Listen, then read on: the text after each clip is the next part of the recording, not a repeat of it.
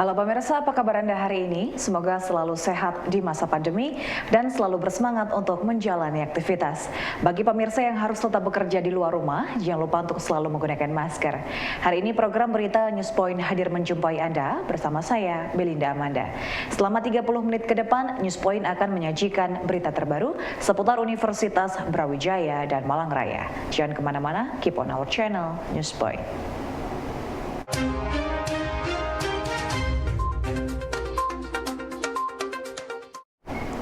Pemirsa, emisi karbon menjadi salah satu penyebab perubahan iklim di dunia. Proses ini dapat berdampak pada lingkungan hidup, kesehatan manusia, hingga menciptakan ketidakstabilan ekonomi. Meski tidak dapat dihindari, bijak dalam penggunaan energi, seperti mematikan peralatan yang menggunakan listrik jika tidak sedang digunakan, serta mengurangi frekuensi pemakaian kendaraan pribadi, dapat membantu mengurangi emisi karbon. Guna mengurangi emisi yang ada di Indonesia, emisi karbon ya, gas rumah kaca mencapai zero emission.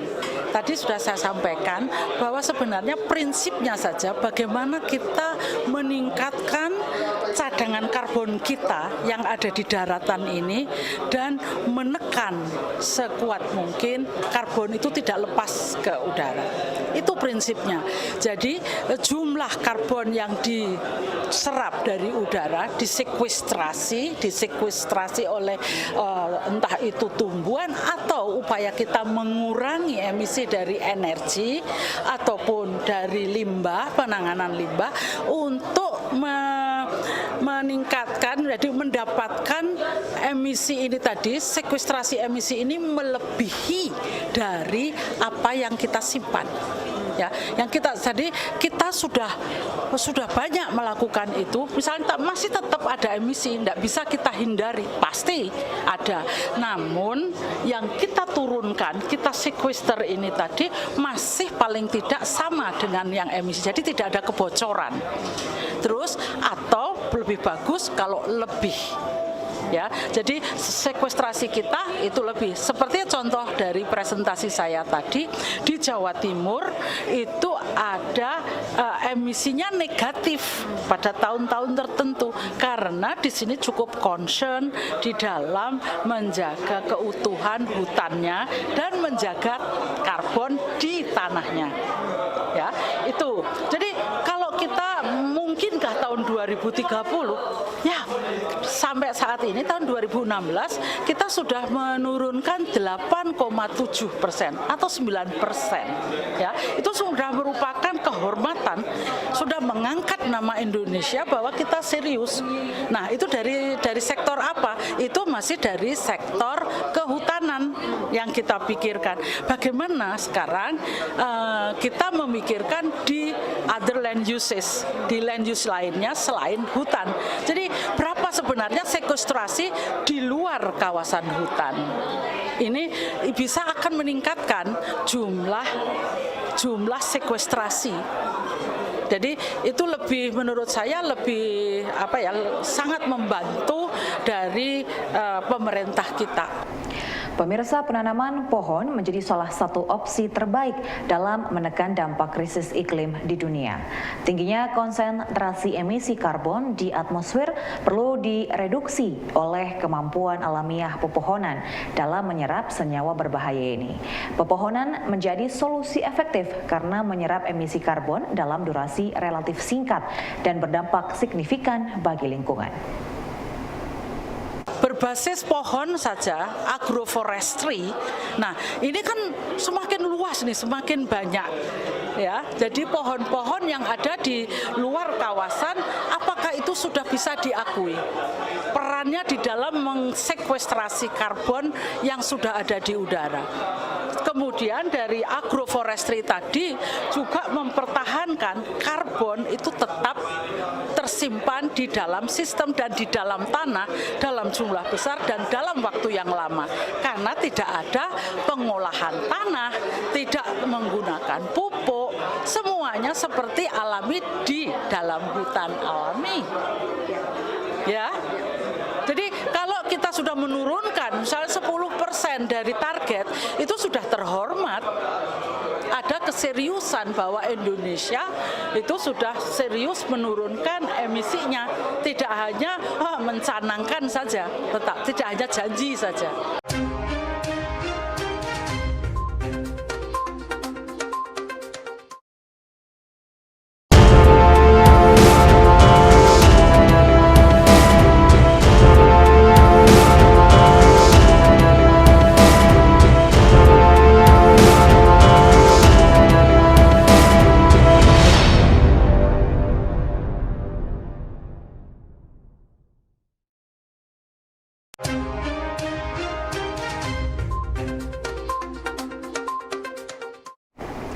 Pemirsa, untuk memeriahkan kegiatan Pekan Seni Mahasiswa Nasional yang akan dilaksanakan Oktober mendatang, Wakil Rektor Bidang Kemahasiswaan, Alumni dan Kewirausahaan Mahasiswa UB, Profesor Abdul Hakim, mengajak para UMKM untuk turut memeriahkan dengan menjajakan produk yang dijual oleh tenan yang hadir pada acara UMKM Vaganza. Ia menghimbau agar para UMKM dapat mengemas produknya dengan semenarik mungkin agar berbeda dengan produk lainnya. Kami akan kedatangan tamu sekitar 2.000 mahasiswa dan ofisial dari luar kota untuk acara Pekan Seni Mahasiswa tingkat nasional yang juga akan dibuka di gedung ini. Silakan daftar ke panitia karena mungkin ada uang kebersihannya. Itu panitianya ada kelihatan di saya di belakang, Pak Direktur Kemahasiswaannya. Mungkin bisa berdagang di sekitar sini. Saya yakin laku. Asal barang dagangannya tidak sama dengan yang dijual oleh badan usaha non-akademik Universitas Brawijaya. Karena UB itu pedagang Bapak Ibu, UMKM lah kelasnya. Pemirsa, salah satu program konkret yang tengah dijalankan oleh Vokasi adalah kolaborasi antara Pengabdian dan MBKM mahasiswa berupa pembinaan dan penguatan branding di area model konservasi edukasi di Batu, Jawa Timur. Dengan adanya program ini diharapkan dapat membantu perkembangan AMKE menjadi destinasi wisata yang bagus dan dapat digunakan untuk aktivitas kegiatan para mahasiswa, dosen, dan aktivitas akademik. Salah satu contoh konkret yang ini sedang berjalan itu yang kita lakukan di area manajemen konservasi dan edukasi yang ada di Batu, ya. Di sana aktivitas pengabdian masyarakat dikolaborasikan dengan aktivitas MBKM-nya mahasiswa. Di situ dilakukan satu pembinaan manajemen, ya, dan juga penguatan branding dari AMKE yang ada di Batu itu. Ya, itu contoh realnya yang ada di sana. Ya, nah, mudah-mudahan nanti dengan aktivitas itu AMKE dapat berkembang, gitu ya, menjadi destinasi wisata yang sangat bagus dan kemudian juga dapat memberikan tempat, gitu ya, beraktivitas mahasiswa kita dan juga dosen, aktivitas akademik. Pemirsa, untuk meningkatkan nilai tambah ekowisata yang saat ini menjadi tren di masyarakat, Kepala Dinas Kehutanan Provinsi Jawa Timur, Jumadi, menggandeng Fakultas Vokasi UB. Menurutnya saat ini pihak Dinas Kehutanan membutuhkan input SDM handal dari Fakultas Vokasi dalam pendampingan, pembinaan, dan penguatan branding pada area objek wisata dengan konsep lestari. Jadi inilah konstruksi pentahelix ya. Jadi salah satu bagian penting yaitu dunia perguruan tinggi yang kebetulan kita masuk di Fakultas Vokasi. Area kita, spasial kita membutuhkan input yang pertama untuk meningkatkan nilai tambah value. Karena saat ini existing memang masih ada ruang yang perlu, kalau saya eksponensial untuk meningkatkan nilai tambah. Itu dari input SDM yang ada di Fakultas Vokasi ini. Tadi sampaikan AMKE, ada juga ruang yang disampaikan banyak spasial kita untuk area-area objek wisata yang membutuhkan tangan dingin untuk desain, misalnya desain motifnya yang ada di altar tegaan. Karena konsepnya tadi hutan lestari, sehingga tegaan tidak boleh sama sekali kita roboh. Sehingga itulah sebenarnya tantangan keilmuan kita untuk bisa gimana sekarang dengan tren atau persepsi masyarakat terhadap ekowisata yang sekarang trennya sangat luar biasa, dan itu saya membutuhkan. Dan disinilah teman-teman yang punya keahlian desain itu kita manfaatkan. Jadi spasial kita tidak hanya kita kuasai sendiri, tetapi yang dikelola oleh masyarakat, termasuk yang dikelola oleh BUMN Perhutani. Kemarin coba nonton sudah ada pembaruan yang luar biasa dari teman-teman di Perhutani. Kita juga sekarang tadi sampaikan Pak Dekan, tadi Cangar, landscape yang barangkali sangat indah ketika tadi vokasi bisa masuk sana. Tidak hanya itu yang kita butuhkan, ruang media. Gunung Arjuna ini salah satu rangkaian dari Bromo Tengger Semeru yang menjadi biosfer dunia yang ditetapkan oleh UNESCO. Kalau ini cover medianya itu luar biasa, saya pikir akan sangat menarik untuk menjadi misalnya transit ketika ada tamu-tamu VIP sedang ingin menyaksikan seperti apa sih Arjuna itu yang dalam rangkaian Bromo Tengger Semeru Arjuna menjadi cagar biosfer dunia.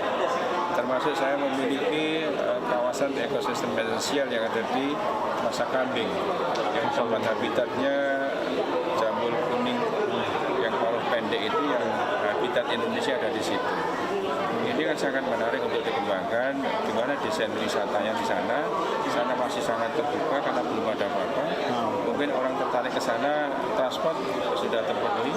Tinggal di sana seperti apa? Orang tinggal sementara di kota-kota yang mungkin indah untuk menyaksikan bauti bahasanya itu.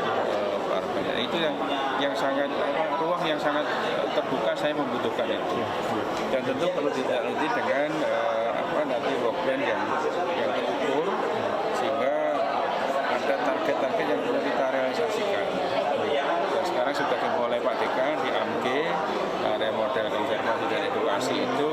Di sana sudah ada desain printing batik dari pewarna alami dan sebagainya, termasuk jejaring marketingnya juga dibina oleh vokasi.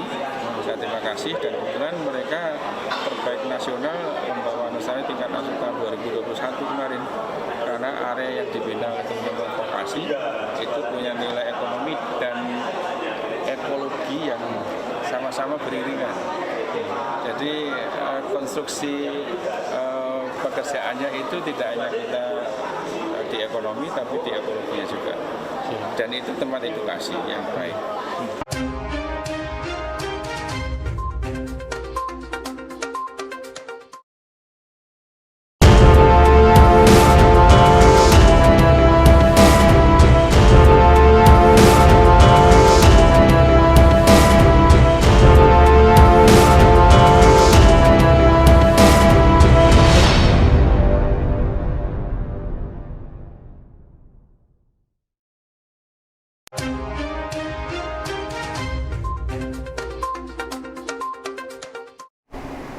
Pemirsa, banyaknya pelaku usaha mikro kecil menengah menggerakkan Dinas Koperasi Perindustrian dan Perdagangan Kota Malang. Penyuluh Perindustrian dan Perdagangan ahli muda Farid Suwaidi mengatakan bahwa timnya ikut memeriahkan UMKM Vaganza 2022 yang diselenggarakan oleh Koperasi Payung Bisnis Brawijaya yang bermaksud mensosialisasi terkait pemberian fasilitas perizinan kepada pelaku UMKM yang bertujuan untuk membantu mengembangkan UMKM Malang Raya. Jadi gini, ini ada program Vaganza UMKM ya dari UB kerjasama dengan BRI dan lain-lain. Kebetulan kita ada semacam komunikasi yang baik dengan kepanitiaan ini. Mereka mengharapkan keberadaan kita di Vaganza ini dengan tujuan bahwa kami dari pihak pemerintah itu bisa ikut memberikan fasilitas terhadap para pelaku usaha baik itu UKM maupun IKM. Tujuannya itu. Nah, kebetulan ada banyak program di tempat kami Dinas Koperasi Perindustrian dan Perdagangan Kota Malang yang tujuannya ingin mengembangkan para pelaku usaha ini. Salah satu program-programnya yaitu memberikan fasilitas perizinan lah istilahnya, itu bahasanya itu fasilitas perizinan, sertifikasi kepada para pelaku usaha. Kami ada fasilitas NIB, nomor induk berusaha, kami juga memberikan fasilitas, kami punya merek, kami juga punya sertifikat halal, kemudian uji nutrisi, dan BPOM. Pemirsa, keberagaman dalam beragama merupakan kenyataan yang tidak dapat dihindari. Sehingga umat beragama memiliki kewajiban untuk menghormati agama lain tanpa membeda-bedakan. Imam Besar Masjid Istiqlal, Profesor Nasaruddin Umar, mengajak Sivitas Akademika UB untuk terus berperilaku proaktif dalam memperbaiki citra positif Islam sebagai agama yang bertoleransi dan beradab. Pertama, saya mengapresiasi Universitas Brawijaya ya. Ini kampusnya Brawijaya tapi lebih terasa UIN. Jadi kajian-kajian keagamaannya komprehensif ya. Sangat saya tahu persis ya. Karena itu saya kira tinggal mendandani sedikit ayat-ayat hadis-hadis, maka ini akan menjadi sosok institusi yang sangat menggairahkan. Karena begini, agama itu kita tidak bisa berhenti hanya toleransi, hidup rukun beragama, toleransi, tidak ada saling sikut menyikut. Hemat saya bukan seperti itu, udah lewat itu ya. Tapi sekarang tantangan kita bagaimana menjadikan agama itu sebagai motivasi untuk membangun bangsa, motivasi untuk membangun peradaban, motivasi untuk meningkatkan martabat kemanusiaan, motivasi untuk mencitra positifkan perjuangan umat dan bangsa Indonesia. Bahkan bagaimana menjadikan agama itu sebagai motivasi untuk melestarikan lingkungan ya.